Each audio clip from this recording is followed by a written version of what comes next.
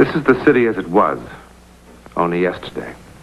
Then at 8:52 a.m., the Earth showed one devastating moment.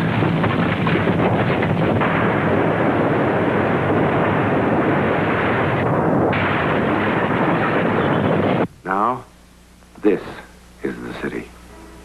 A graveyard without limits.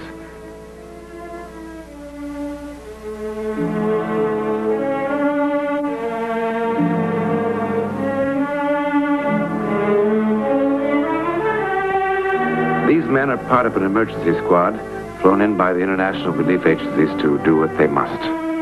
To stop the spread of disease, the ruins must be flattened and leveled, as though the city never existed. A city of the dead. Yet what do we who live really know of the dead? I mean, for certain. Well, we have one scientifically positive way of knowing who they were. For a long time, science has known, beyond any question of doubt, that no two sets of fingerprints can be alike. But experts who will examine these prints will say they are identical. But they can't be. They can't possibly be.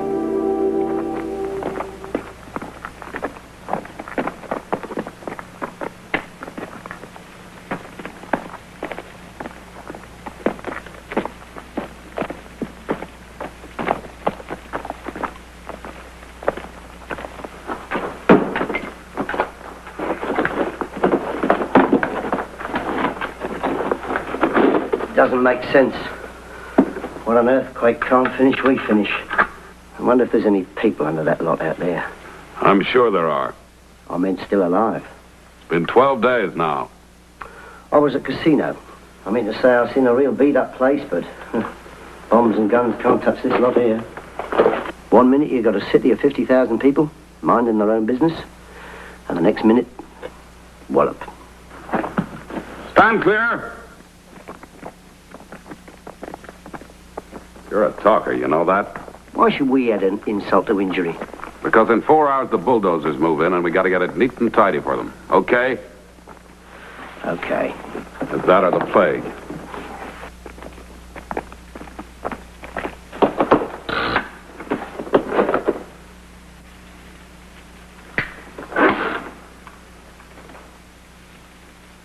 Oh, it's a loose connection. This time it'll go boom. Did you hear something? Now what?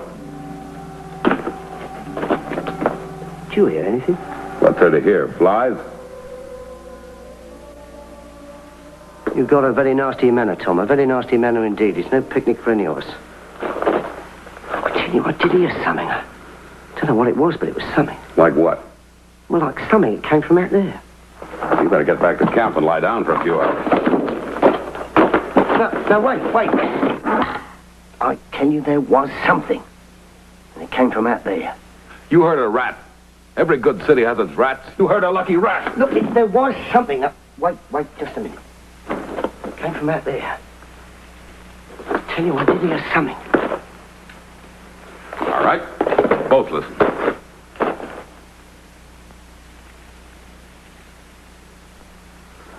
Nothing. Nothing.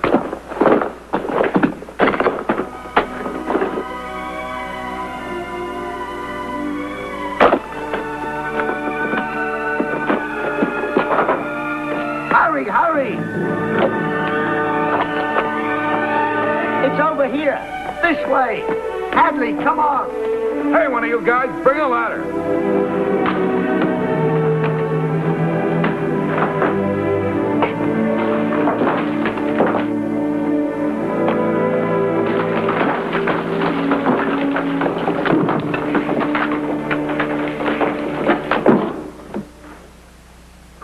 We knew you would come for us. I knew there was something. I heard him calling. Oh, no, sir. He told us we mustn't. The vibration of our voices would cause everything to fall upon us, so he said. Watch yourself, Tom. Here to that side. We knew you would come for us. I knew there was something. I heard him calling. Oh, no, sir. He told us we mustn't. The vibration of our voices would cause everything to fall upon us, so he said. Watch yourself, Tom. Careful, that's right. Oh, thank you. We were told this would happen. Who by? By him. He is dead now. He died when you started digging for us. Come on, let's get out of here, friends. Come on, kids, quick. This place is going to cave in a second now. I will get her. He kept us alive. She's saying goodbye to him. Come, darling. Up you come.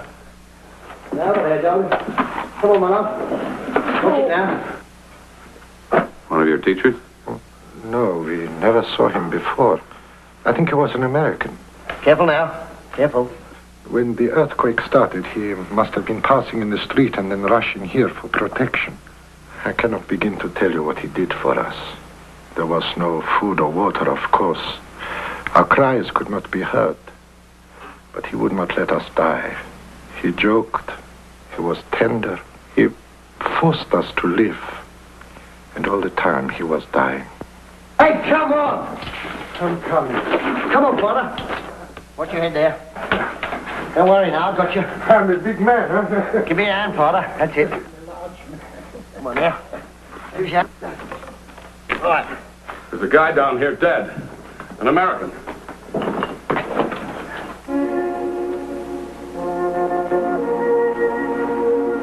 Come on. Got nothing on him. No passport, nothing. Maybe he's got people back home. How'll they know what happened to him? Hadley, what are you doing? I can get a fingerprint. Maybe we can find out who he was. Come on! Hey, come on, come on! The place is going to cave in a minute.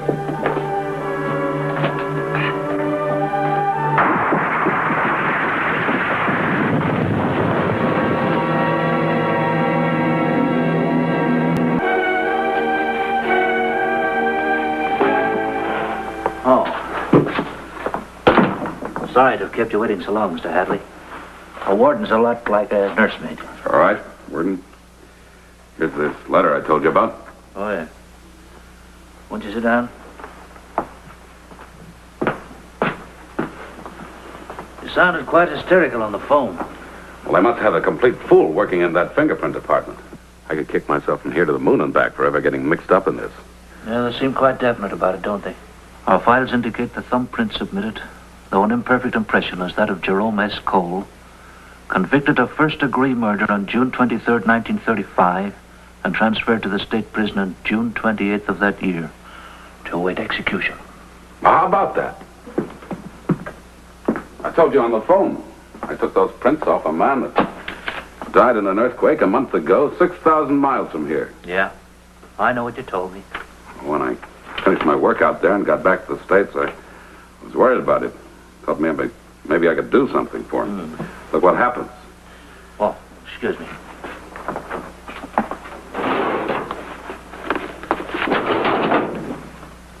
Is this the man? Yeah. But it can't be. Unless this Cole has a twin brother. He didn't have. Someone that looks just like him then. The same fingerprints? But how in the world could he... I don't know. I can tell you what I do know. He was scheduled to die on September the 21st, 1937, for brutally killing a man during a robbery. Cole had been scheduled to die 5 other times before, but each time the governor or the courts gave him a stay. Now he had less than 12 hours to live. He was a smart, tough little man. Tommy, do you, in your opinion, do you think that Cole should be granted a reprieve? I think he should have a reprieve. He's had full reprieve. I think he ought to be fired. Isn't that something, huh? I mean, All those people in front of the prison? for a crime that he did. The guy interviewing them says there's thousands. A few hundred. Heck, I don't think anybody should have Yeah, well, take another These man. guys always exaggerate, don't they? I think he's suffered enough. I think he... Carrying all kinds of signs, huh? Oh, yeah. Save the noble Mr. Cole. He must be reprieved. Look, who said I was noble? I've done 100 rotten things. Man can have a change of heart, can he? Yeah. This is the place to have it. How long have you been in jail already?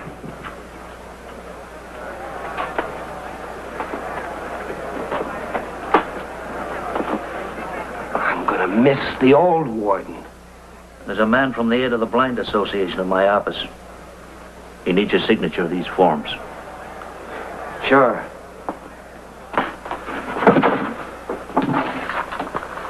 Here. You act like it's nothing. You know the two people are going to be able to see again because I signed this little paper? Yes, and I'm sure your lawyer will see the afternoon papers carry the full story. Your body for cancer research. Your brain for psychological investigations. The corneas of your eyes for the blind. Get off my back. Oh, I admire that little touch last time. It was just before you got your false stay of execution, wasn't it? Leaving whatever money you had to a juvenile home. So as other misguided lads wouldn't end up like you. You're going to do so much for suffering humanity after you're dead. If I tried, I could convince you how sincere I really am. Don't.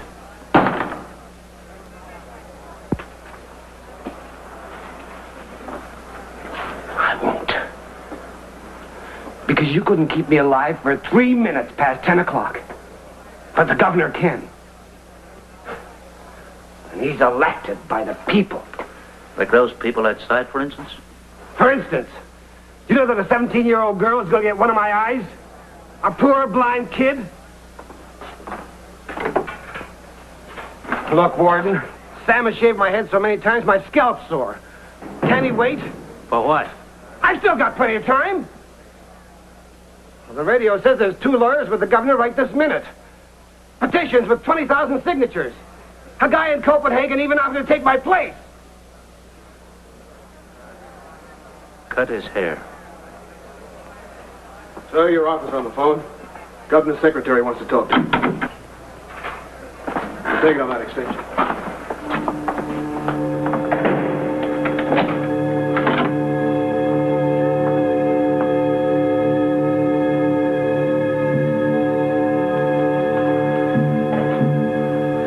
You can hardly wait, can you, Sam?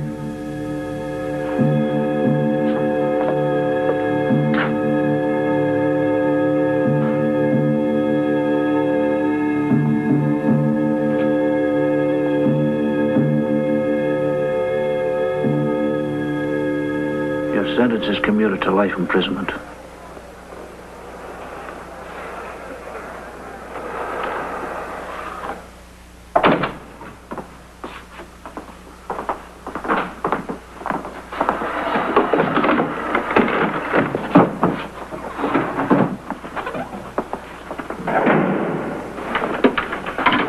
Wow.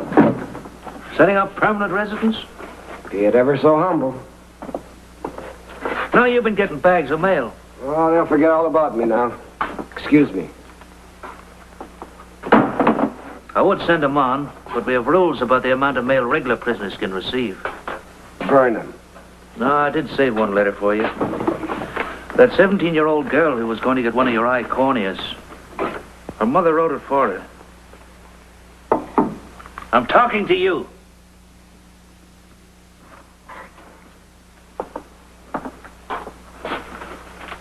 Dear Mr. Cole, my mother is writing this letter for me. I had to let you know how happy I am that your life was spared, and to thank you so much for what you wanted to do for me. I have heard so many wonderful things about you on the radio. It is so wonderful that after committing a mortal sin, you found your soul while waiting to die. Instead of being bitter and afraid, as I often am, you thought only of others. Oh, you love this bit. You've sure proven that you can find the meaning of life only when you reach out to another human being and try to ease his sufferings. Mr. Cole, a person like you makes one truly believe in the power of the spirit, in the human soul. Sincerely, Emily Fraser. Age 17.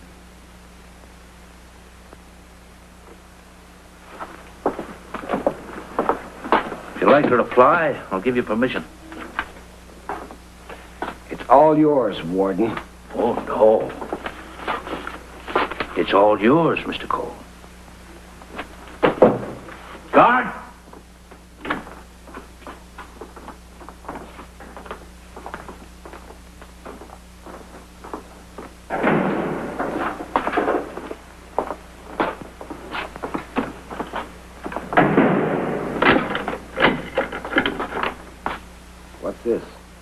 Warden says it's yours. He said you probably wouldn't have the guts to look at it. He did, huh? He's got me all figured out, hasn't he? Well, you tell him I like it. Tell him it goes well with the furnishings.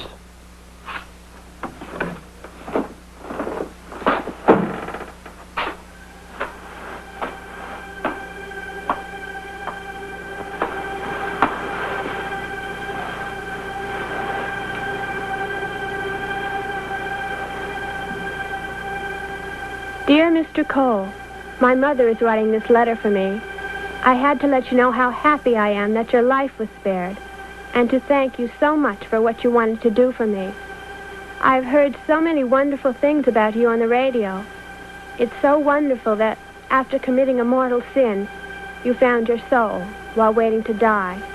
Instead of being bitter and afraid, as I often am, you thought only of others. You've sure proven that you can find the meaning of life only when you reach out to another human being and try to ease his suffering. Mr. Cole, a person like you makes one truly believe in the power of the spirit in the human soul.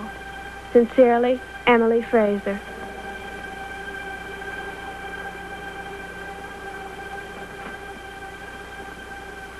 Thank you so much for what you wanted to do for me. Thank you so much for what you wanted to do for me. Dear Mr. Cole, dear Mr. Cole, dear Mr. Cole. Mr. Cole, a person like you makes one truly believe. A person like you makes one truly believe. A person like you makes one truly believe. Truly believe.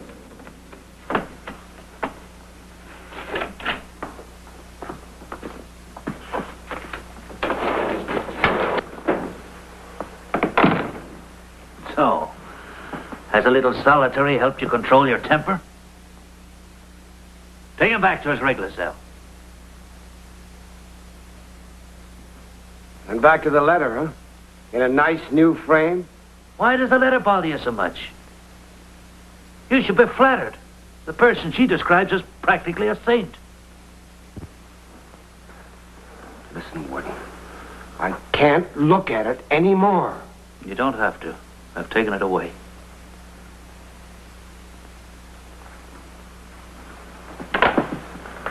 Oh. I'm trying to make it easier for you.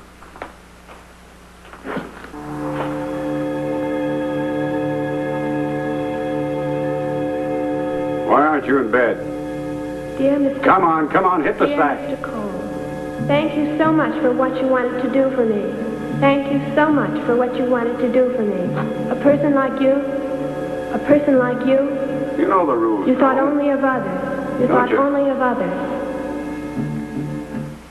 Don't be ridiculous. What do you mean ridiculous? It's out of the question. Why? One eye is all I need for all the swell things I can see around here. Besides, with me, it'll be in all the papers. Well, sure, I might even get myself a parole. Cole gives one eye to a blind girl. Worked like a beaut the last time. I'll say it did. Prison board wouldn't allow it. Look, Warden, I read somewhere that some of the guys in one of the prisons, they volunteered to let some of the doctors experiment on them with new medicines. Yeah? Well, I was wondering if there's any chance of that happening around here. I don't know. I've heard nothing about it. Okay.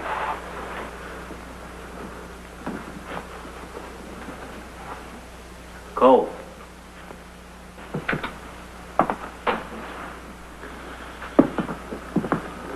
Funny, isn't it?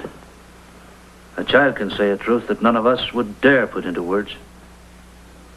Look, I don't want to hear anything about her.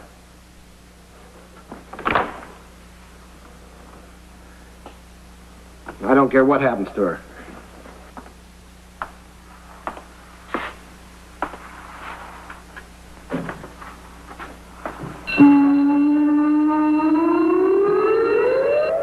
At first I thought... when I got that letter from the fingerprint people, I can't even tell you what I thought. Like I was involved with a ghost or something.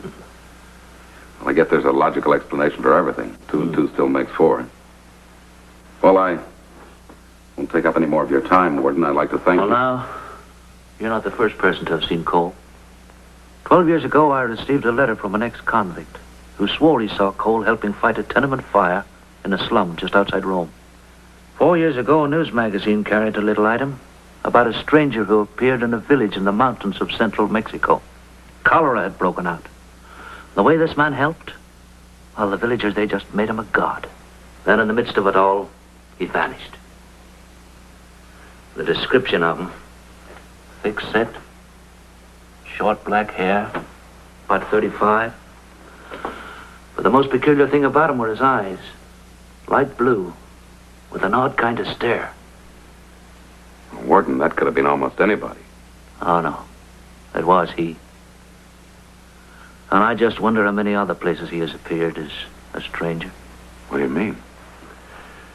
That's why I asked you to fly up here. Cole has been on my mind for a long time. Even if it's not for publication, I guess you're not sorry he escaped. Did I say he escaped?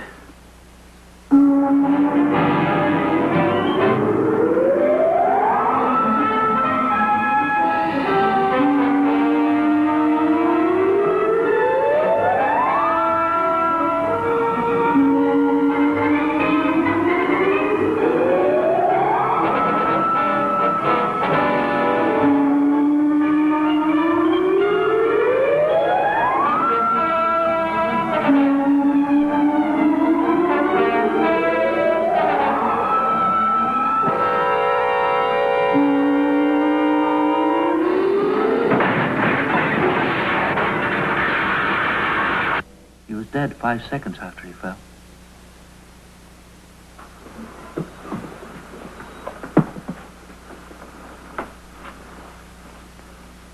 How could he have died then? I saw him die a month ago. I felt him. I touched him. On your way to the airport, have the driver stop for a minute at the Forest Glen Cemetery. His tombstone is near the south wall. I've stood there wondering more than once. Jerome Cole, born July 7, 1907, died January 14, 1938. Rest in peace. That's impossible. Yeah, I know. This is the thumbprint of Jerome Cole, who died in state prison in 1938. This is the thumbprint of a stranger found dead in a cellar 6,000 miles from state prison less than a year ago. Though this one is smudged, it is identical with this one. But we know that no two men can possibly have the same thumbprint. However, that which seems impossible to have happened once, apparently has happened twice. This is a news article dated May 3rd, 1955. The Brazilian police recently arrested Juan Moreno of Sao Paulo on a charge of armed robbery. They took Juan's fingerprints, and to their amazement, they found they were identical with those of a man who had been hanged for murder in Argentina 9 years before. The hanged man's name was also Juan Moreno, and if he had lived, he would have been the same age as the man under arrest serving his time in prison. Explain it? We couldn't possibly even try.